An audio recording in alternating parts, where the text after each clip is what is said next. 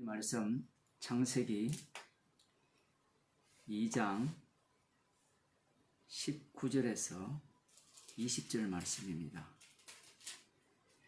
여호와 하나님이 흙으로 각종 들 짐승과 공중의 각종 새를 지으시고 아담이 어떻게 이름을 짓나 보시려고 그것들을 그에게로 이끌어 이르시니 아담이 각 생물을 일컫는 바가 곧 그 이름이라.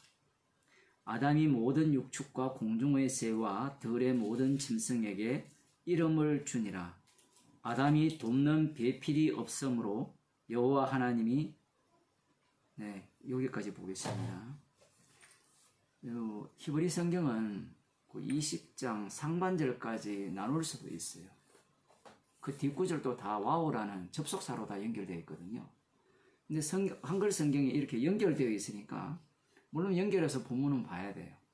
왜냐하면 지금 18절에 보면 여호와 하나님께서 사람이 독차는 것이 보기에 좋지 못하니까 돕는 배필을 지으리라고 이렇게 계획을 잡으셨죠.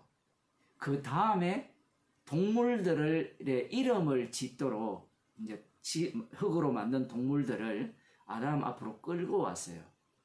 그런데 우리가 창세기 1장 28절을 보게 되면 26절부터 보면 하나님이 가라사대 우리의 형상을 따라 우리의 모양대로 우리가 사람을 만들고 그 다음 그로 땅에 바다의 고기와 공중의 새와 육축과 온 땅과 땅에 기는 모든 것을 다스리게 하자 하시고 하나님의 형상 자기 형상대로 사람을 창조하셨다라고 말씀하세요. 근데 여기에서 2장과 상당히 다른 부분이 무엇인가 하면요, 남자와 여자를 창조하셨다라고 1장에 기록되어 있어요. 지금 차이점이 무엇인지 발견했습니까? 오늘 본문과? 오늘 본문에는 누가 이름을 짓습니까? 하나님께서 아담이 어떻게 이름을 짓는가 보시려고 동물들을 아담에게 끌고 왔죠. 분명히 하나님이 자기 형상 자기 모양대로 사람을 지으신 목적 중 하나가 무엇입니까? 바다에 있는 것이나 공중의 새나 육축과 온 땅에 기는 것을 다스리게 하기 위해서 사람을 만들었거든요. 근데 그 사람에게는 남자 여자가 있어요. 그런데 오늘 본문에는 하나님께서 그렇게 계획을 하셨다면 여자도 만들어 놓고, 물론 여자라는 이름은 아담이 짓거든요. 하나님께서 이 돕는 배필을 만드시고 남자 여자가 한 몸이 되었잖아요. 그러면 그들이 한 몸이니까 한 목소리를 내겠죠. 하나이니까. 그 동물들을 데리고 오면 같이 이름을 지을 거 아니에요. 이름을 짓는다는 것은 다스린다는 개념이 담겨 있는 거예요.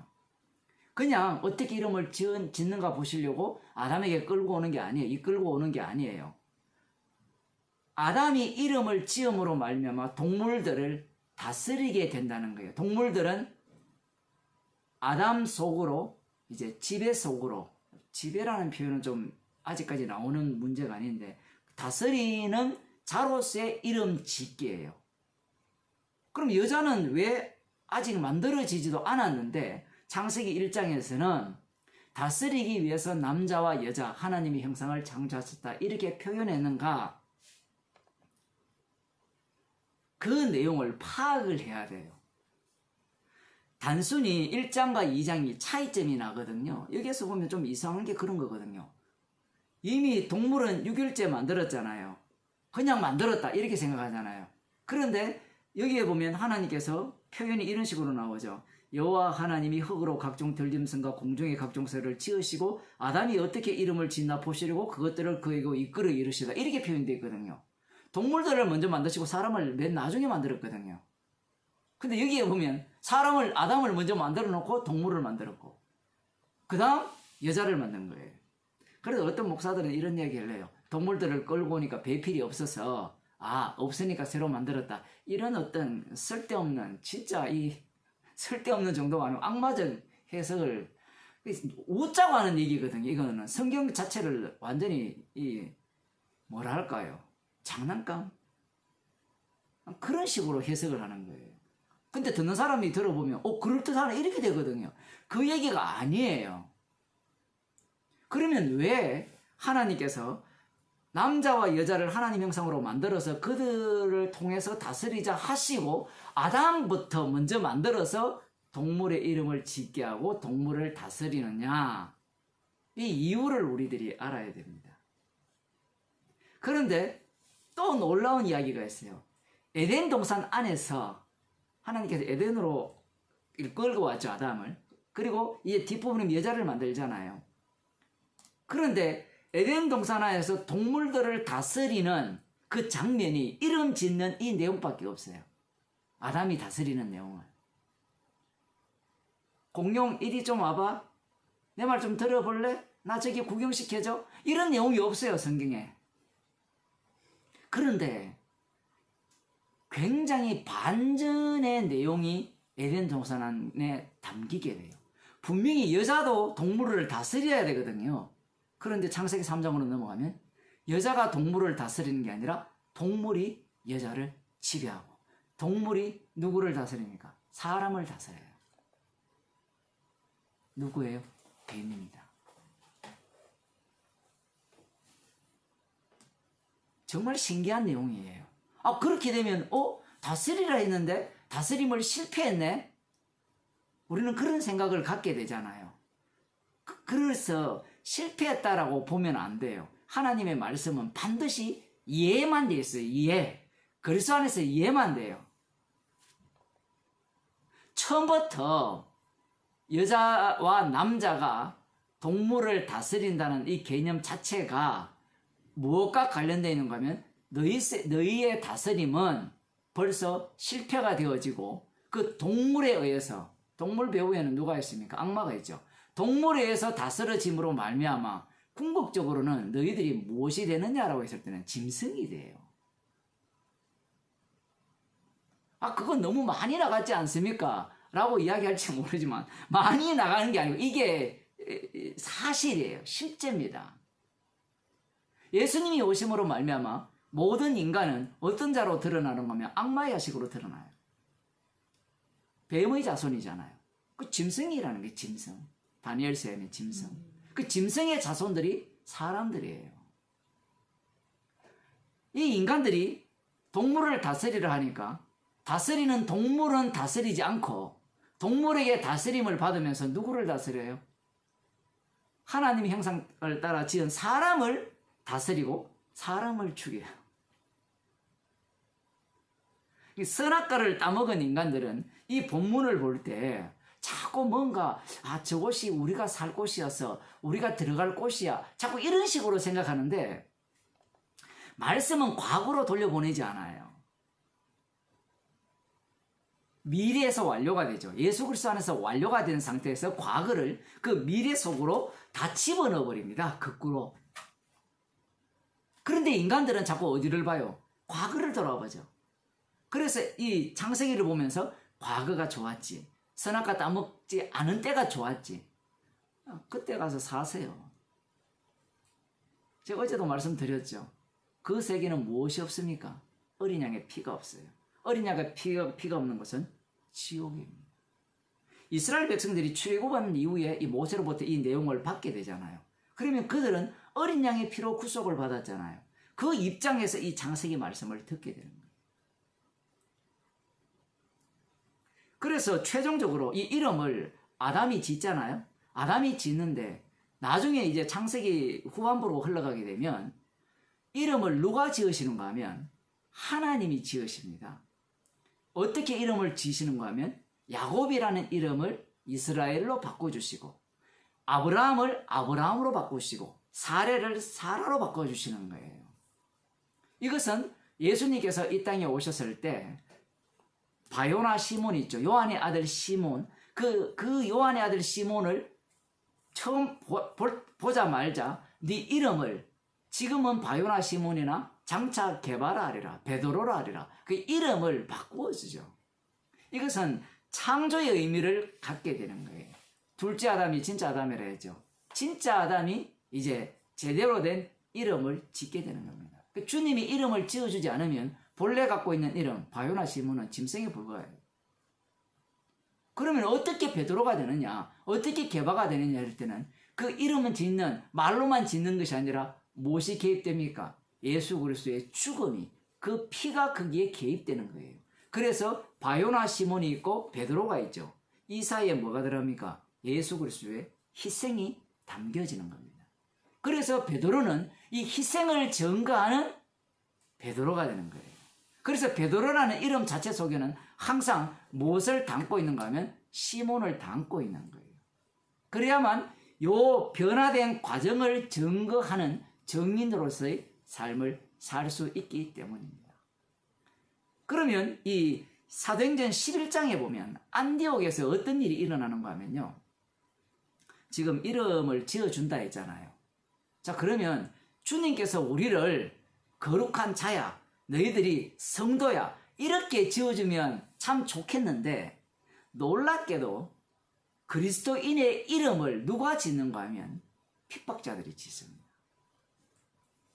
사도행전 11장을 한번 보겠습니다. 거기에 보면 안디옥에서 사람들이 처음으로 그리스도인이라는 그 이름을, 호칭을 불렀어요. 그것은 어떤 의미인가 하면 이 사람들을 보니까 어떤 인간들인가 하면 그리스도에 미친 사람이에요. 사도 바울이 그리스도에 미친 사람이거든요. 성도는 미친 사람이거든요. 이 세상 사람들이 보기에. 그래서 조롱조로 불려지는 호칭이 그리스도인이에요. 그리스도에게 속한 사람. 아, 그게 무슨 조롱이냐라고 물으신다면 나사렛 예수 그리스도죠. 그분이 이 땅에서 어떤 일을 당했습니까? 사람들로부터 미움받고 핍박받고 버림받고 하나님을 경외하는 자들에 의해서 십자가에 못 박혀 죽었습니다. 가장 저주받은 모습이죠. 그리스도인이라는 말은 저주받은 자에게 속한 자, 저주받은 자와 한 통속인 자가 그리스도인이라는 거예요. 그게 오늘날 성도의 이름입니다. 근데 그 이름을 누가 불러주는가 하면 성도가 성도끼리 불러주는 게 아니라 예수 믿지 않는 자들이 그 이름을 불러요. 정말 신기하죠. 하나님께서 야곱을 이스라엘이라 이름을 칭하주시면 참 좋은데 그 이스라엘은 이름이 이제 오늘날 성도잖아요. 그리스도인이잖아요. 그 그리스도인이라는 것을 누가 부르는가 하면 하나님이 부르는 게 아니고 성령을 받지 못한 자들이 그 이름을 부른다라는 사실이에요. 요한계시록 22장을 한번 보겠습니다. 제가 창세기를 하면서 요한계시록을 굉장히 많이 보는데 여기에 보면 이런 말씀이 나와요. 4절에 보면 그의 얼굴을 볼 터이요 그의 종들이 그를 섬기며 새하늘과 새 땅에서 하나님의 어린 양과 하나님을 섬긴다는 거예요. 이 부분은 제가 여러 번 설명했죠. 하나님의 어린 양의 아버지가 하나님이에요. 그래서 요한계시록에서는 하나님의 어린 양과 하나님이 같이 나온다고 했을 때는 하나님의 어린 양 중심으로 하나님을 해석을 해야 돼요. 반드시. 그렇지 않으면 어디로 빠집니까? 다시 유대교로 빠집니다. 그래서 지금 여기에서 뭐라고 하는가 하면 그의 종들이 그를 섬기며 그의 얼굴을 볼 터이요 그의 이름도 저희 이마에 있으리라. 그의 이름이 누군가 하면 어린 양의 이름이에요. 예수님께서 성령을 보내주시면 너희들은 내 이름으로 무엇이든지 구하게 되고 너희들은 어떻게 살아간다 했죠? 성령께서 나에 대해서 그 모든 것을 가르치게 하신다라고 하죠. 내게 대해서. 그 성도의 몸 자체는 예수 이름으로 사는 그 선인령이에요. 쉽게 말하면. 그러면 예수 이름이라는 것이 성도에게 어떻게 드러나는가라고 이야기하면 요한계시록의 핵심은 죽임당한 어린 양의 피를 증거하다가 죽임당한 자들이에요. 그래서 이 성령 받지 못한 자들이 성령 받은 자를 바라보니까 이 인간은 저주받아 마땅해. 조롱의 대상이에요. 미움의 대상. 왜냐하면 서로 어떻게 교통이 안 돼요. 공감이 안 돼요. 오늘날 시대의 그 화두가 공감이잖아요. 공감하는 인간이 안 되는 거거든요. 성도들은. 왜 공감이 안 되는 거면 성도가 사람을 보는 관점은 짐승으로 와요. 악마로 본단 말이에요. 그러니 공감을 한다는 말 자체는 악마끼리 서로 공감하는 거예요. 인간들이 반드시 어떤 사고를 갖고 있는가 하면 지금 사회 문제가 있잖아요. 예를 들어 뭐랍니까 정의 뭐 있잖아요. 지금 이용수 할머니인지 뭐라 해요? 정신대가 아니고 위안부 그 사건을 보면서 사람들은 반드시 그 사람을 미워하든지 동의하든지 두 분야밖에 없어요. 근데 성도의 관점은 뭔가 하면요. 둘 다 짐승이에요. 둘 다 마귀 새끼예요. 그게 무슨 자랑이라고. 반대로 그걸 그래 무시하는 그것도 옳은 거예요.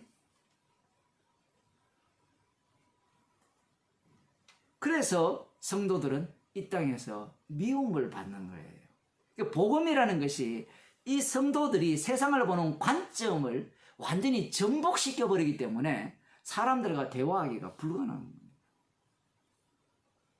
그래서 안디옥에서 저 인간들은 십자가에 저주받아 죽은 그리스도에 속한다. 그리스도의 초종자들이라는 거예요. 그래서 사도 바울이 만물의 찢기처럼 되었다는 거예요. 세상의 조롱거리가 되었다는 거예요. 아니 목사님 우리는 잘 먹고 잘 사는데 조롱거리가 아닌데요. 그런 상황 속에 이미 성도는 담겨 있고요. 아직 안 나타났어요. 그걸 잠재형이라 하잖아요. 그 잠재형이 어떤 상황이 발생할 때는 표현형으로 드러나요. 사도 바울이 늘 매맞는 게 아니었어요. 늘 고난받는 게 아니었다고요. 주께서 그 때가 되심에 그 숨겨져 있던 그 잠재되어 있던 없는 것이 아니에요. 이미 그리스도 안에 있기 때문에 그것이 드러나게 되는 겁니다. 그것이 예수께서 자기 피로 새로운 이름을 주신 자들에게 이미 이마에 그의 이름이 있다 했잖아요. 이름이 있으면 참 좋겠죠. 임마전자 예수 그리스도 일스크도 얼마나 좋아요. 근데 그런 식으로 주께서 이름을 새기는 게 아니라 주의 영께서 우리들을 인도하죠. 인도하심으로 말미암아 어린 양의 피를 자랑함으로 말미암아 저놈들은 그리스도입니다. 그런 조롱을 받는 것이 성도의 삶입니다. 그걸 위해서 성도가 예수 그리스도의 피로 시험을 받은 겁니다. 기도하겠습니다. 하나님 아버지,